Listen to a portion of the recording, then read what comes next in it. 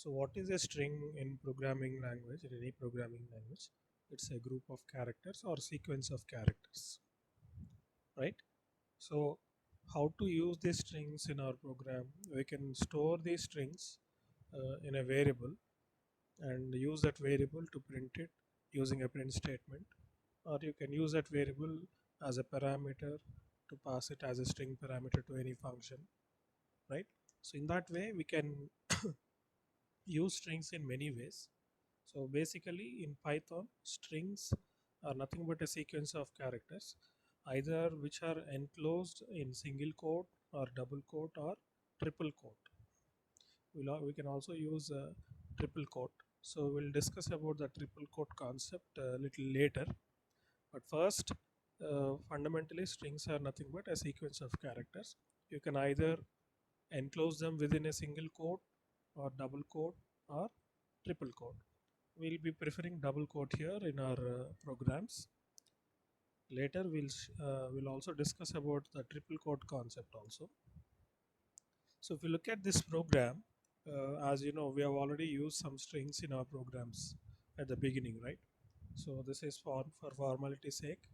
I'm teaching you how to create a string.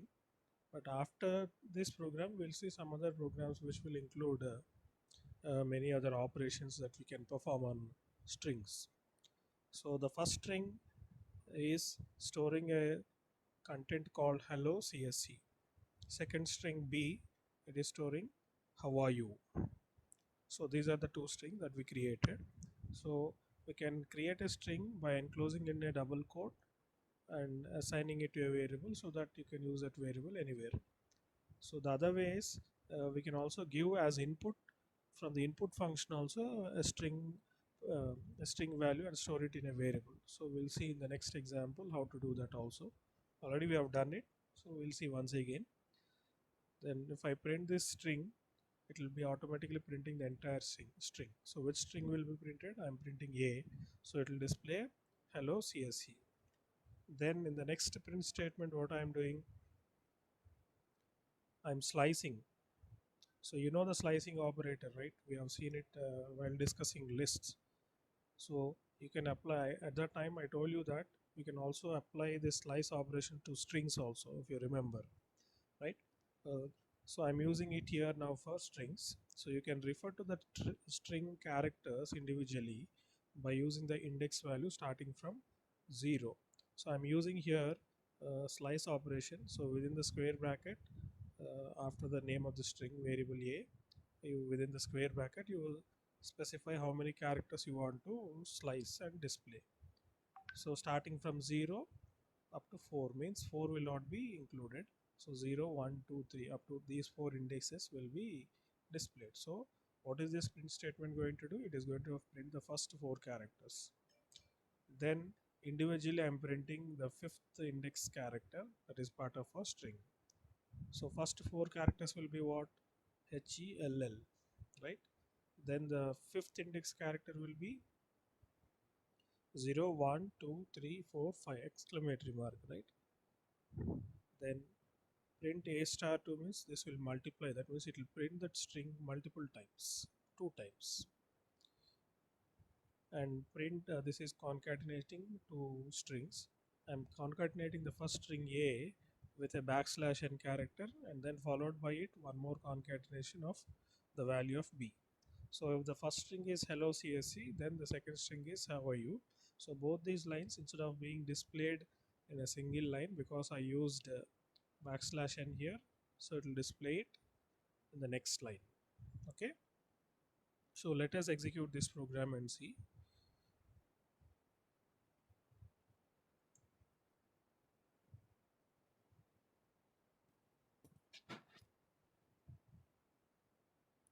So as we discussed, the first string A is displayed hello CSC. In the second print statement, what we are doing is we are slicing, we are printing the first 4 characters starting from index 0 up to index 3. So HELL will be displayed. And the next print statement is printing the character at index 5. So character at index 5 is the exclamatory mark. Then after that what I am doing is I'm printing the same hello CSC two times. I'm multiplying it with 2, so it will display two times, right? So first hello CSC and again followed by hello CSC. Then the last print statement, what is it doing? It is concatenating three strings actually. First string is A, second string is backslash n, and third string is B value. So hello CSC concatenated with backslash n, but this backslash n, what it does, it will take the cursor to the next line. So the second string, the third string B will be displayed in the second line. So as such, in the output you are able to see hello CSC. After that it is going to the next line and printing the second string, that is B's value, how are you? Okay. Then we'll also see how to give a string from the keyboard.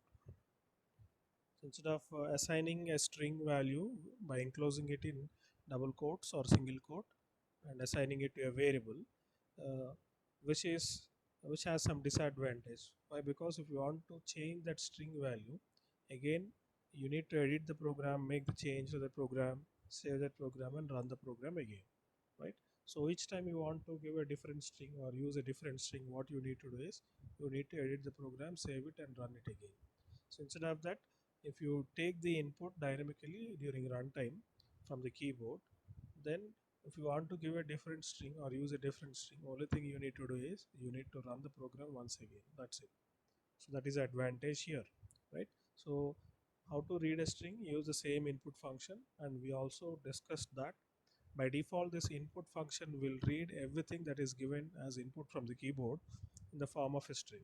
So we need not convert it into any other format again, just like we did for int and float. We used int function and float function, right? So instead of doing that directly, the input function will read by default in the form of a string, and that value will be stored in the variable name. So now name variable is nothing but a string variable. Then I'm printing that hello concatenated with the value of name. So whatever name you enter there, that name will be displayed by displaying a hello message. Hello, your name, right? Then the next line, again I'm using input function to read a value. This time it is an integer value from the keyboard, converting it into integer format and storing it in A. Another integer is also uh, taken as input and stored in B. I'm adding these two strings, sorry, these two integer variables. Then print sum of two integers you entered is C. So what I'm doing here, in the first two in the first input function, this is just reading string, and in the second way it is reading an integer, and in the third input also it is reading the integer. So this is just shown to differentiate how you have to read values using input function, how it is different from reading a string when that of reading an input or integer values. Okay, so that just for that sake we have written this one. Nothing, there is no other reason for writing this code here. So you execute this program.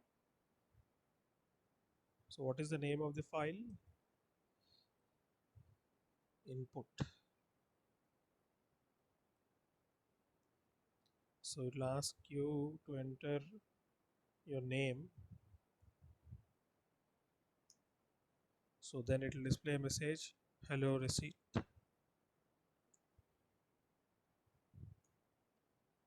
Yes, 15. Okay, so this is another example of reading integer values.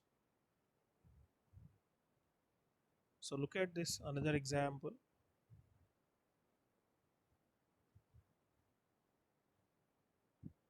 I'm creating two strings here, str1 and str2. str1 contains hello, str2 contains VGIT. str3 will store the concatenated values of str1 and str2. So when you concatenate them, the resulting string will be hello VGIT, which will be stored in str3.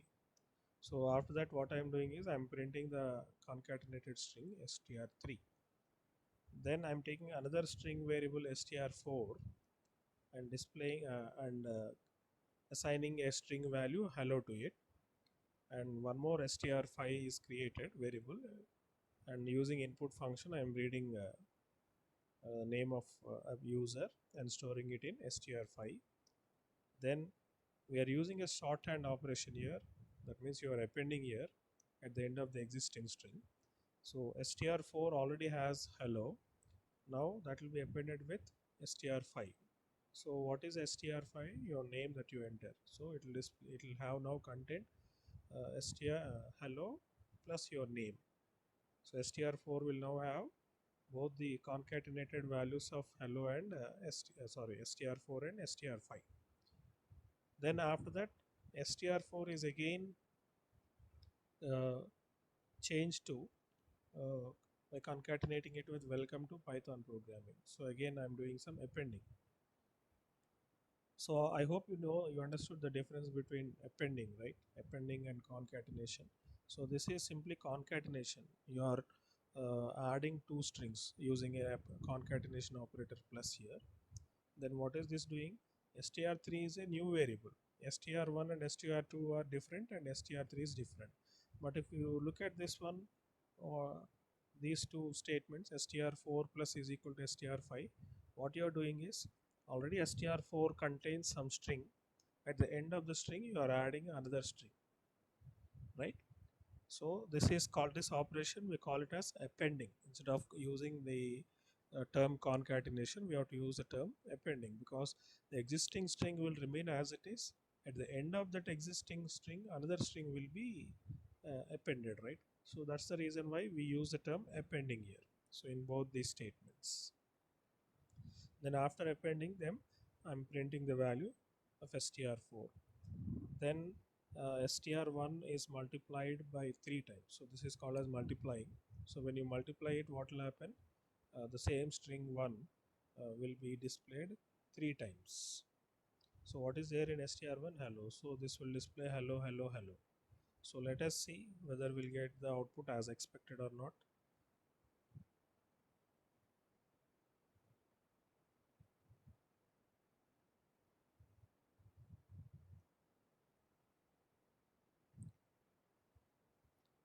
So we created two strings str1 and str2 first. Then we concatenated str1 and str2 and stored it in a new string called str3. So the concatenated string will be hello VJIT. So you have hello VJIT. Then after that, the input function is prompting you to enter your name.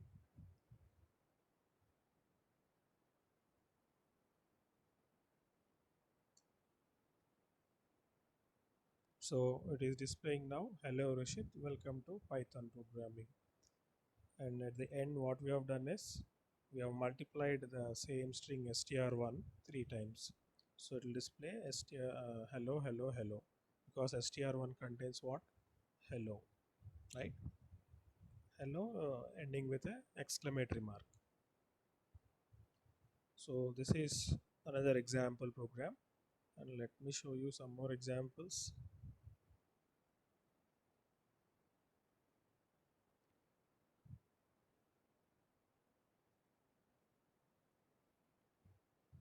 So look at this program now.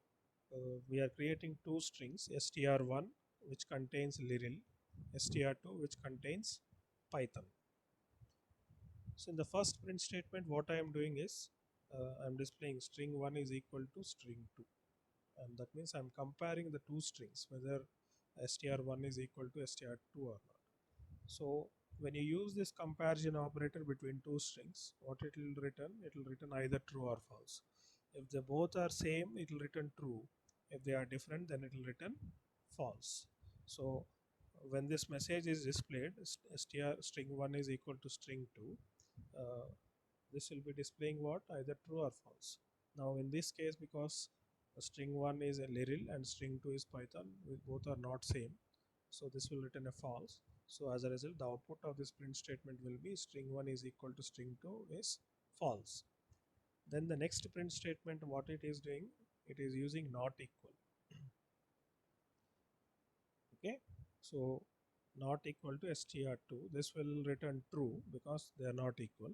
So this will display a message string 1 is not equal to string 2 is true. String 1 is greater than, the next statement is string 1 is greater than string 2. So str1 greater than str2. So what will it will return? So you know about this in Java in strings, if you remember.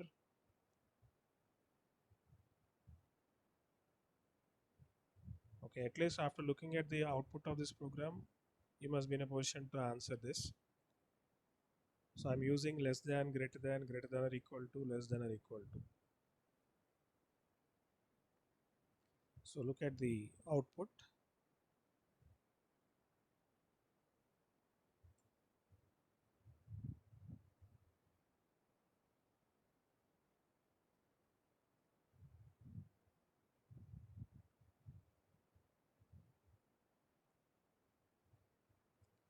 So this is false and second one is true. Greater than string 2 is true. Why? Because can you tell me now? This is printing what? Third print statement is printing true. Fourth is also printing true. And fifth one is printing false and sixth one is printing true. Sorry, fifth one is printing false and sorry true, and sixth one is printing false. Can you tell me? Can anyone?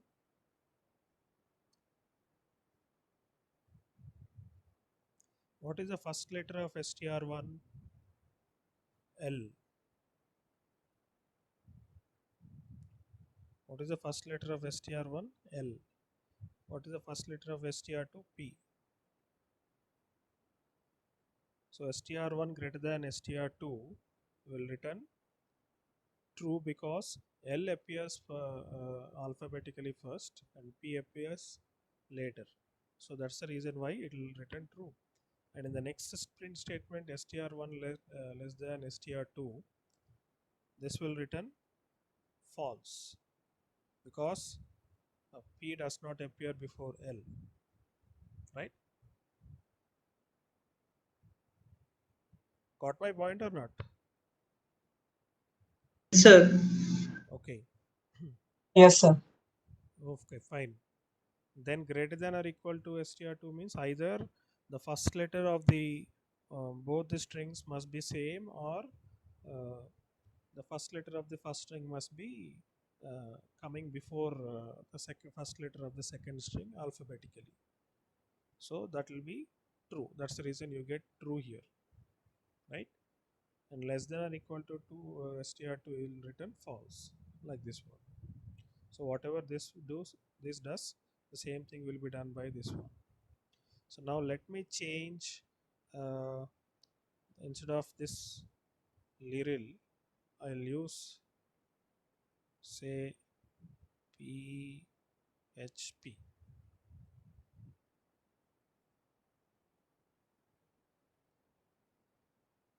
So now what you're getting?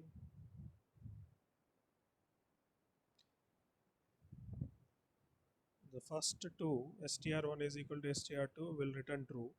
This this will return false, and this will return true because they are not equal. And the next one, str1 greater than str2, this will be written false because both the first letters are same. It will return uh, false. Okay. Then less than, or is this also will return false. So that's why you're getting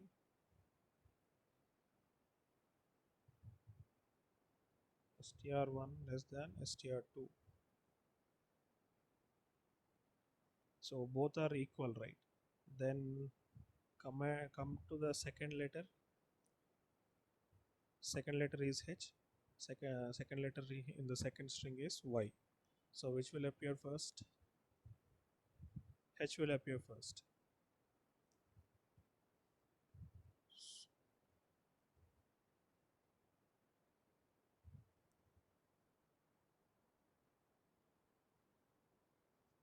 Got my point?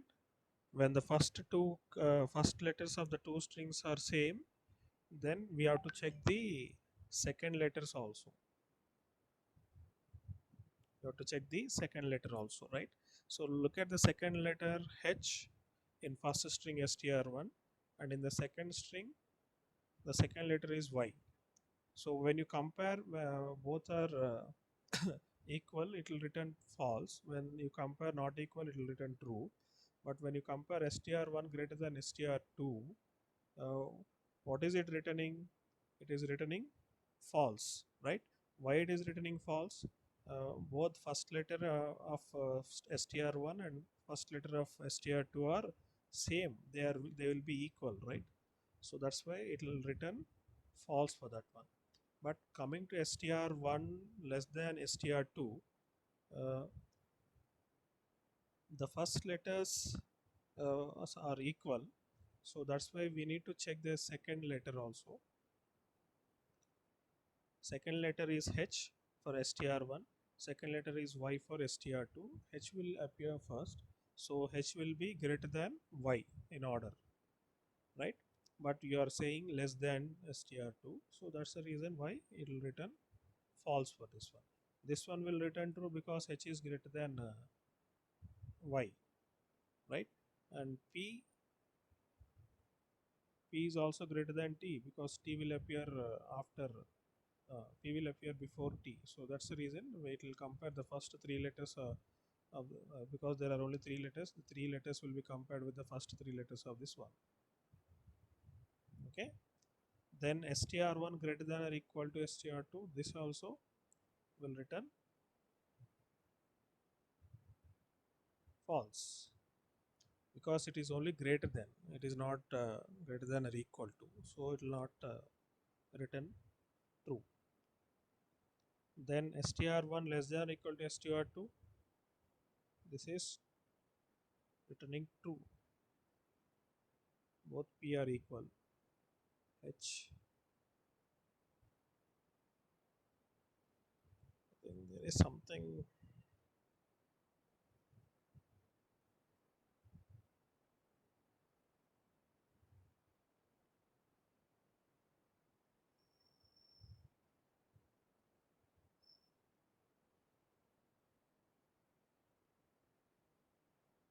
First compare the first letter in the first string P, in the PHP, and in the second string also the first letter is P. So both these cases are same. That means both are capital letters. So both will have the same ASCII code value. So we cannot say whether the first string is greater than second string or first string is less than second string, right? So we cannot come to a conclusion by comparing the first characters or first letters in both the strings. Then next thing what we need to do is we need to compare the second letters in each of the strings, in both the strings. So in the second letter in the first string is H, and second letter in second string is Y. So H has a ASCII code value 72, Y has a ASCII code value 121. So 72 is less than 121. So what will be the comparison? str1 must be less than str2. We can say that from these two statements by comparing their ASCII codes. str1 must be less than str2. So if you say instead of that str1 greater than str2, then that will return false. Even if you say str1 greater than or equal to str2 also, it will become false, right? When you say str1 less than str2, that will be true. And if you say str1 less than or equal to str2 also, that will be true. So as such, for this print statement, the first print statement str1 is equal to str2 will be false because they both are not same definitely, and str1 not equal to str2 will be true, str1 greater than str2 will be false, and str1 less than str2 will be true, str1 greater than or equal to str2 will be false, and str1 less than or equal to str2 will be true. So that's the reason we got this output like this. First one is both are we are comparing with equal to operator, so that will return false, and then we are comparing with not equal to operator, which will return true, and then we are saying str1 greater than str2, which will be false, and str1 less than str2, which is true. This one is str1 greater than or equal to str2, which is false. This is str1 less than or equal to str2, which is true, right? So now you understood, right, how to compare, how to use comparison operators between two strings. So when you use these two strings, uh, how they will be compared means comparing the ASCII code values of all the characters. It will not compare all the characters, it will start from the first character. If both are same, then it will go to the second character. If both are different, then which one is less than the other one, or which one is greater than the other one, we'll know about it by comparing the ASCII code values of the first two letters, first letter of the both the strings, right? So if the first string has a ASCII code less than uh, the ASCII code of the first letter of the second string, then automatically string 1 will be less than str2. If both are equal, then we need to compare the second letter in both the strings. Even if those two are also equal, then we need to compare the third letters. Again, if all these, even the third is also same, then we have to go for fourth letter. So in that way, we need to compare all the characters one after the other. If you are getting same alphabets in the at each index of these two strings, if they are different, automatically that will be decided and no more comparisons are required. So here in our example, because first two letters are same, we cannot decide which one is less than the other one or which one is greater than the other one by the first characters. So we need to go and compare the second characters.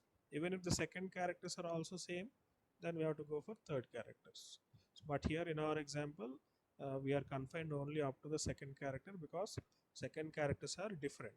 So whenever you come across a particular character is different from the corresponding character in the second string, then you have to stop further more comparison of the remaining characters, and then check the ASCII code of these two corresponding characters.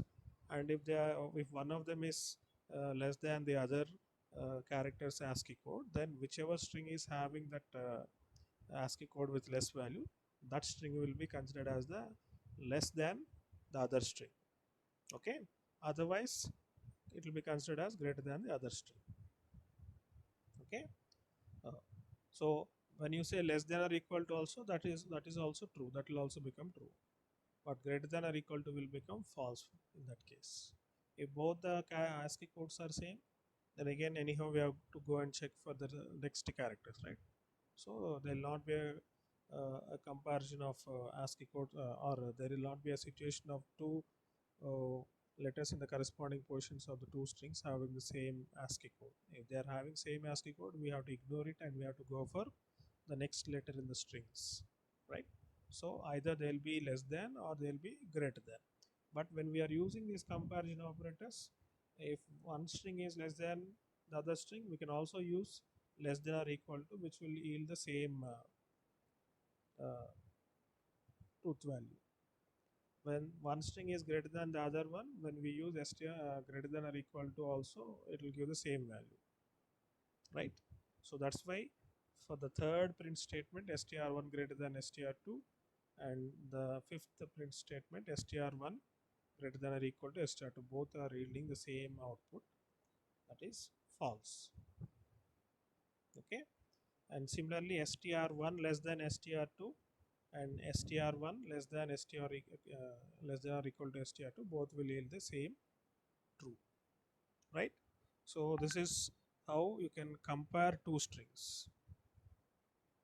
So in generally in Java, we don't compare using these operators. We'll use some predefined functions or methods, right? But in Python, we can compare two strings by using these comparison operators or relational operators. So this program demonstrates you how to use the comparison operators between two strings to compare the strings, either which one is greater, which one is smaller, or if they are equal or not. Okay, then we'll see one more, some other strings.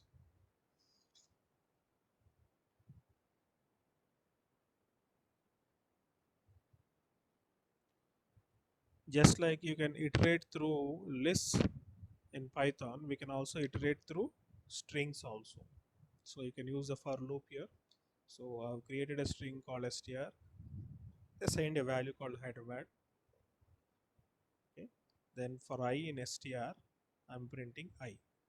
So this for loop will iterate through each and every letter of the string starting from H till D. So it will print the characters. So what will be the output here?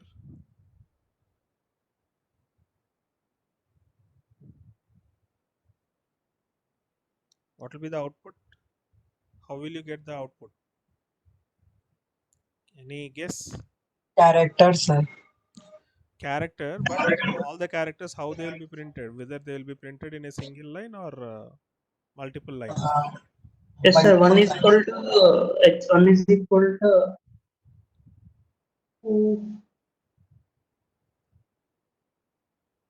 I think multiple lines. characters, sir. Yeah, multiple lines, because automatically once the Print. print statement executes, Yes, sir. by default the cursor goes to the next line, right?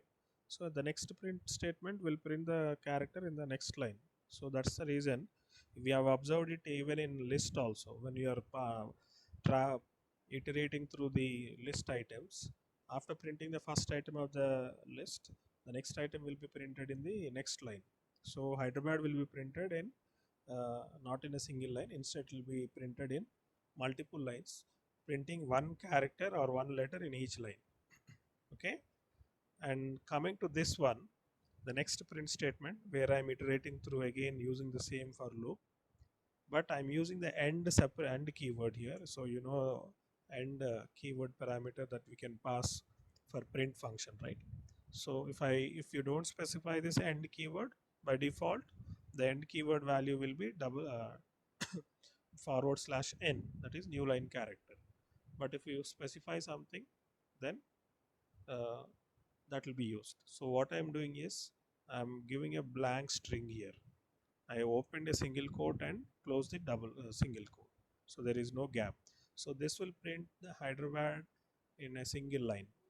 So the first print statement will print in multiple lines, and the second print statement will print in single line. So let us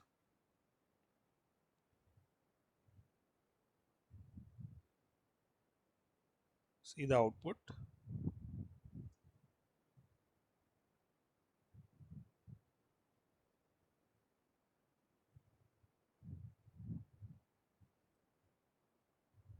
Okay. So the first print statement is printing Hyderabad in multiple lines, and second is printing in the same line because we have used end keyword. So that's why a comment is written here without end keyword and here with end keyword.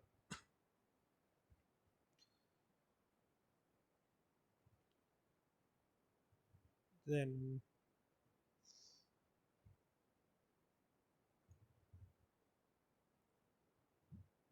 so again I'm using the same for loop here also.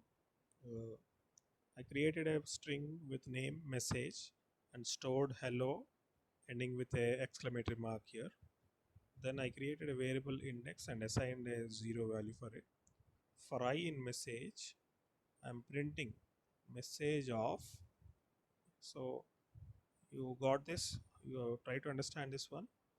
The print message will print the output like this: message followed by a opening square bracket, and then I close the double quote here. So I'm concatenating it with the value of index. So during the first iteration, what will be the value of index? Index will be 0, right? We have initialized index to 0, right? So index will be displayed here, and then give a comma, open the double quote again, and close the square bracket which is opened here, and then is equal to double quote closed, comma I. So this will print what? MESSAGE, open the square bracket, and after opening the square bracket, what is the index value? 0, right? So that will be concatenated here, and after 0, what you're doing again, you're closing the square bracket, and after that you're giving an assignment operator, that is equal to, and after that you are concatenating it with the value of I. So what will be the value of I? I will iterate through the entire string, right? So in the first iteration, I value will be h. So here what will be printed? H will be printed. And then in the next statement after the print, what I am doing is I am incrementing the value of index by 1. So when during the next iteration, I will take value e, right? First iteration h is over, so in the second iteration I will take e. I'm printing again same message. So this time what will be printed in the next line? Message of, instead of 0, because index value is now 1, so it will print 1. Then the value of I is e. So this will repeat until the last character in the string. So what will be printed? The output will be message of 0 is equal to h, and in the next line message of 1 is equal to e, and next line message of 2 is equal to l, then next line message of 3 is equal to again l, next line message of 4 is equal to o, in the next line message of 5 is equal to exclamatory mark. So this will be the output, right? I'll put this in comment.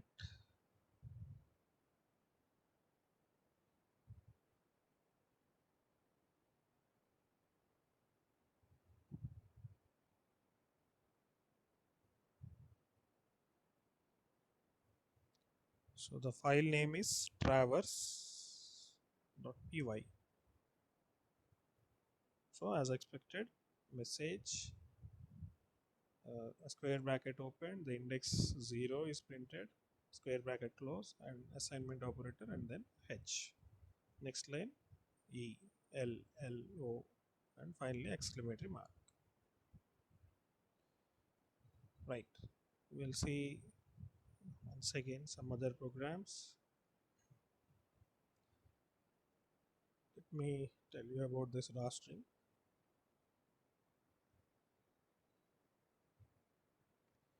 So look at this program. I'm printing. Look at the print statement has something unfamiliar which we didn't use. It's a strange thing. You're new to this concept, right? Before the double quote is opened within the print statement, I'm writing a capital letter R there. Okay. What is this raw string? What is this going to do? So look at the output of this program, then you'll understand. What is the file name? Raw string.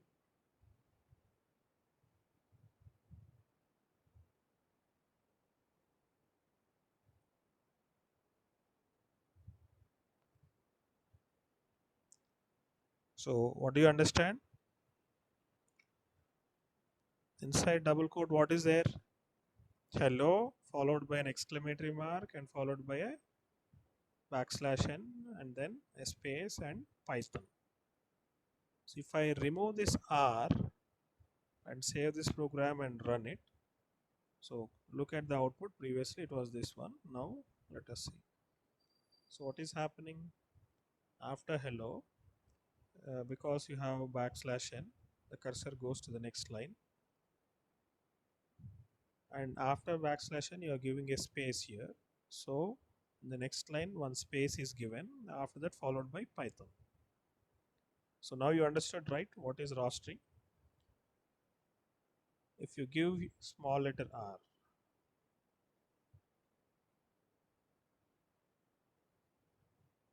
as earlier previously when we used capital letter R, what was the output? In the same way you'll get the output here. So what is this raw string? If you want to print the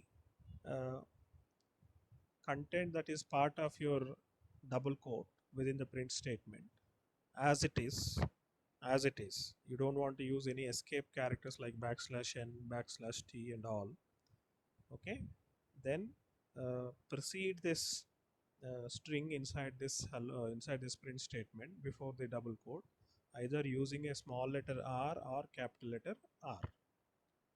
So this will print the string in a raw manner. Raw manner means it will not consider any special characters that you give within the double quotes. Even the escape sequence characters like backslash n, backslash t, if any other escape sequences characters are given, they'll be ignored. So that's why we call this as a raw string. Okay, so you can use that raw string. You can display a raw string of a print statement by preceding the double quote. After opening the parenthesis, precede that double quote with a small letter r or capital letter R. So this will print the exact string as it is. If you're not using any of these escape sequence characters, then nothing will happen. You'll not find any difference in it. But when you're using escape characters like this, then only you'll find the difference or the purpose of this raw string R. Okay, then look at this string. The quick brown fox jumped over the lazy dogs. This is given within 3 double quotes open. So we call it as triple quotes. So I opened the double quotes 3 times, and at the end of the string I closed it 3 times. So if you give any uh, string within the triple quotes like this is called as doc string. This is called as doc string in short. In an expanded way, we call it as a documentation string. So when to use this documentation string means when you are writing multi-line comments. When you want to write multi-line comments, use this doc string. So look at the next print statement. This will be ignored. This will not be considered. This will be ignored when your program is run. Okay, as a comment only it will be ignored. But look at the next print statement.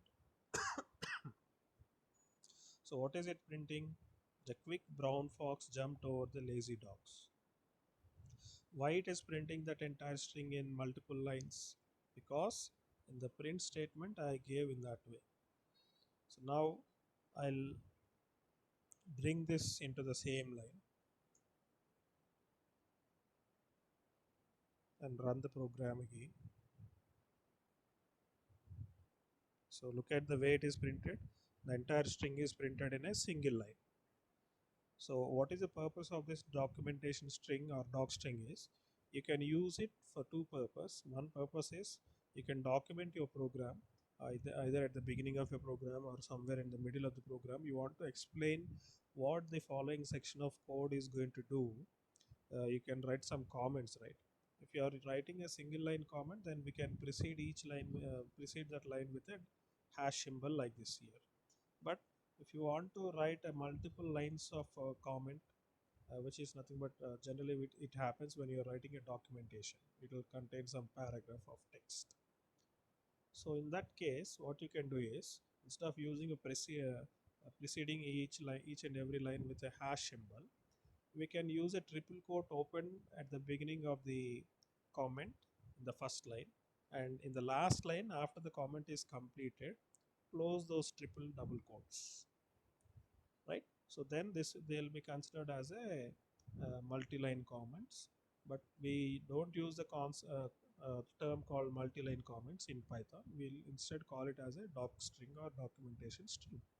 And when the same triple quotes are used within a print statement, then you can expand this print statement in that way, in such a way that you can mm, display it in multiple lines like this. So in how whatever way you give, if you give it in one line, it will be printed in one line. If you give it in 2 lines, it will be printed in 2 lines. Exactly in how many lines you have given, and in the first line how many words are there in that string, that many exactly up to there only it will print in the first line. And in the second line you have jumped over, so this will be printed in the second line. And in the third line you have the lazy dog, so this will be printed in the third line. So first line will be the quick brown fox, second line will be jumped over, third line will be the lazy dogs. Okay, so that's why you'll get this one. The quick brown fox jumped over the lazy dogs. In the first time when I executed it, the quick brown fox up to fox, it is first line. Jumped over the lazy is the second line, and dogs comes in the third line. But now I changed it, right? So as per my number of lines and number of words used in each line, exactly the same way the output will be printed if you are using this doc string or documentation string inside a print statement. Okay, you can span that string within that print statement in multiple lines instead of spanning it only in one line. You can span it, you can display it in such a way that it will span over multiple lines. So you understood, right, this one? Yes, sir. Okay. Yes, sir. Please mute your audio. Then we'll go to something called immutable. So this is an important feature of strings in Python. Let me tell you what is this immutable. So in Python, the strings are said to be immutable, which means once they are created, they cannot be changed. So, okay, they cannot be changed. When you try to modify an existing string, what will happen is a new string will be created. So what is the meaning of a new string being created?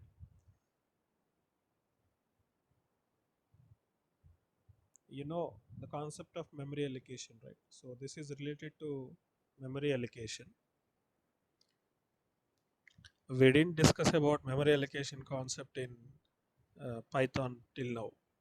We'll discuss it in C language at the early stages only, during arrays and all, and during variables also, and even extensively during pointers. But in Python we didn't discuss about this one because Python is very simple.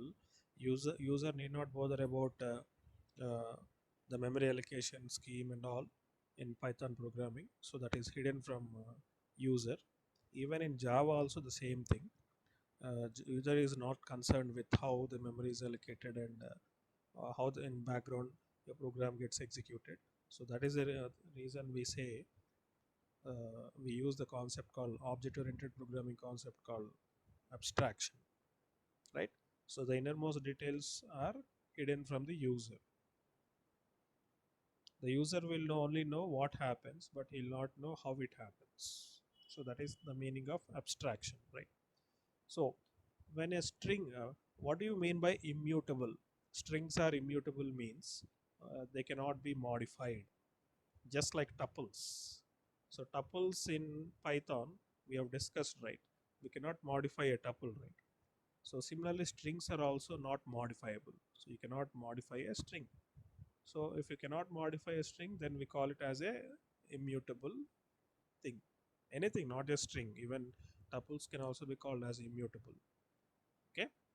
So as such, strings are also immutable, and because they are immutable, when you try to modify an existing string, that means say for example for str1 here I've assigned hello string, then in the next line if I try to write again the same str1 is equal to, this time I'll change it to something else.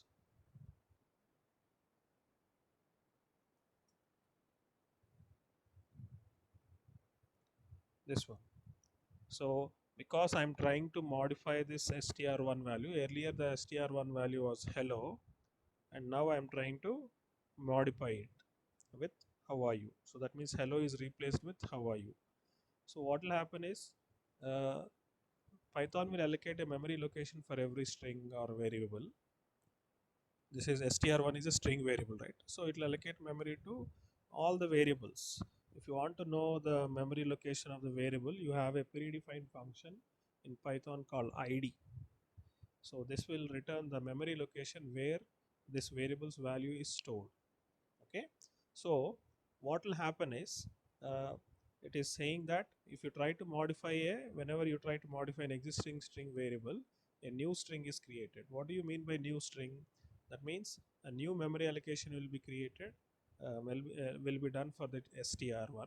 Say if the memory allocation memory location of str1 is initially say 10, for just for understanding, exactly it will not be 10, it will be higher value. So just for simplicity and understanding, I am taking a small value 10. If the location in the memory for str1 is initially 10 when you assigned hello, and when you try to modify it with the second value, that is how are you, now a new memory allocation will be created. The old memory allocation 10 will have the same value hello, it will have the same value hello, but str1 will be once again created. That means once again memory will be allocated for this one, new memory allocation will be done.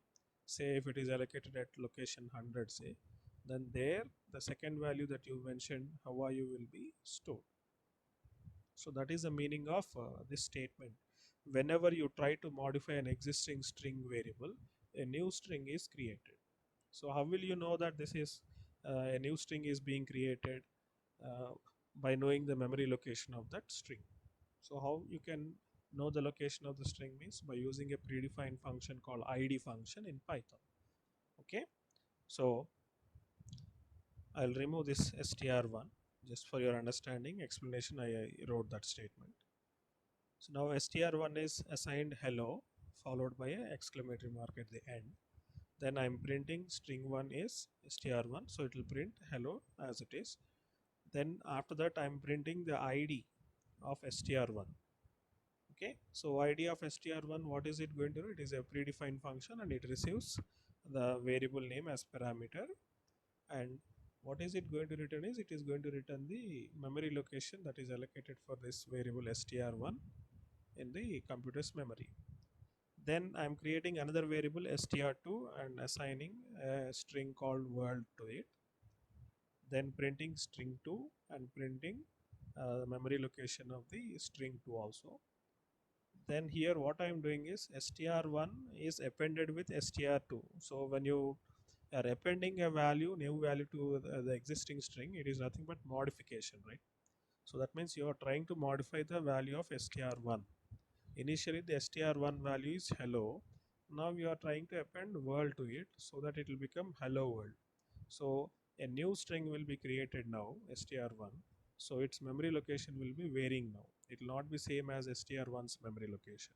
So now you will be assigned with a new memory location for this variable str1. So you print it, string1 after concatenation is str1, and print id of string1 is id of str1. So this will print a different memory location when compared to this one. Okay, then I'm assigning str1 to str3. So what is there in str1? Same value will be assigned to str3. And because I assigned str1 to str3, will str3 have the same memory location or not? Well, we can find it now. Now I'm printing string3. Then print id of string3 is id of str3. Then after that I'm modifying it to a new value Python. Then printing the string str3 and finally string3's location. So let us run this program and see the output.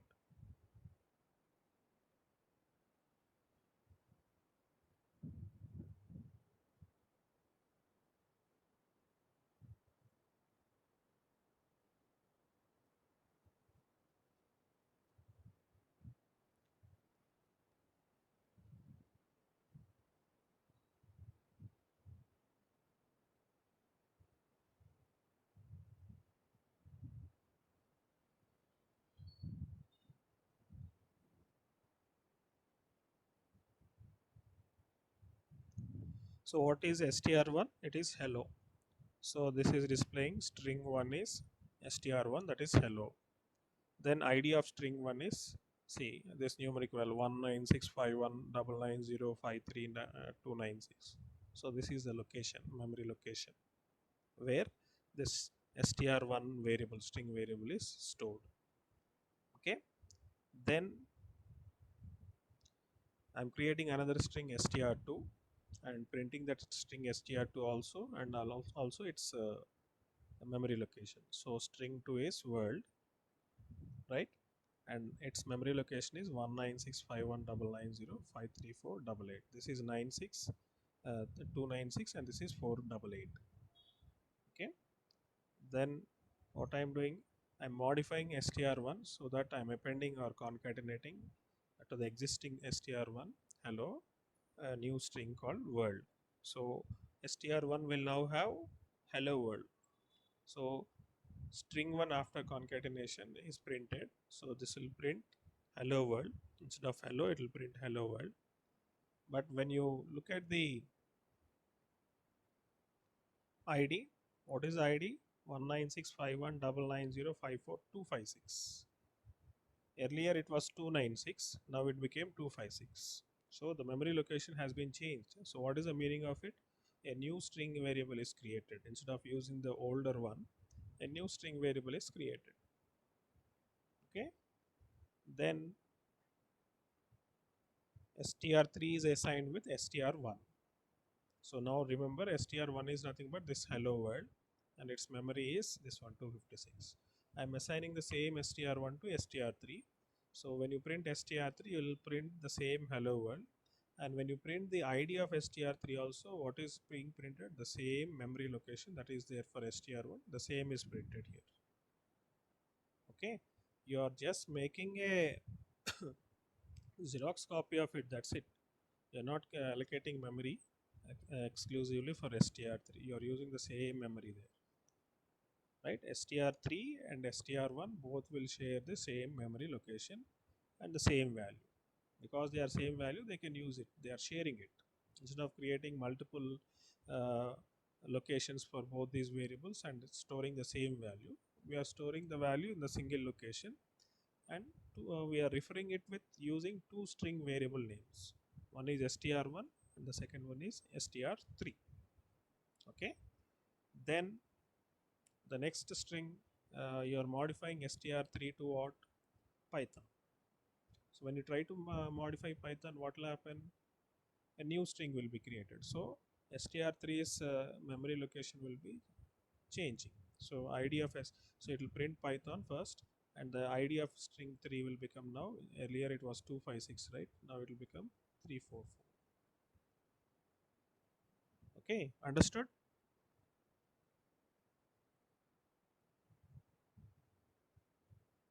Understood or not? Yes, sir. Good.